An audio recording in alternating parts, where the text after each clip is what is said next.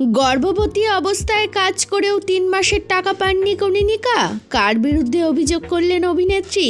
বিগত দিন 15 ধরে টলিউড ইন্ডাস্ট্রির নানা অজানা অদ্ভুত ঘটনা উঠে আসছে বিভিন্ন জনের বিবরণীতে। ইতিমধ্যেই লেখিকা এবং প্রযোজক লীনা গাঙ্গুলির দুটি ধারাবাহিক চিরসখা এবং ভোলে বাবা পার করেগা বন্ধ করে দেওয়া হয়েছে। এর মাঝেই নাম না করে নিজের অভিযোগ তুলে ধরলেন অভিনেত্রী কনীনিকা বন্দ্যোপাধ্যায়। এদিন সামাজিক পাতায় তিনি লেখেন, 8 বছর আগে কিয়া তখন পেটে, 3 মাসের পেমেন্ট ওরা আমাকে দেয়নি। স্পেশাল কমিটি বসিয়ে বলা হয়েছিল আমাকে একটা টাকাও দেবে না। 3 মাস কেটে যাওয়ার পরেও ওরা আমাকে আমার টাকা দেয়নি।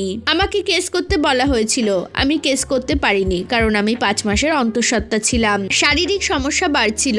অভাব কাকে বলে বাচ্চা পেটে আমি দেখেছি, সব ভুলে গিয়েছিলাম, কিন্তু এটা বাড়াবাড়ি হয়ে গেল, এটা মেনে নিতে পারছি না। এদিন গোটা পোস্টে কারো নাম উল্লেখ না করলেও তিনি যে সময়ের কথা বলতে চেয়েছেন সেই সময় কনীনিকা জি বাংলার অন্দরমহল ধারাবাহিকে অভিনয় করছিলেন। আর এই ধারাবাহিকের লেখিকা এবং প্রযোজক ছিলেন লীনা গঙ্গোপাধ্যায়।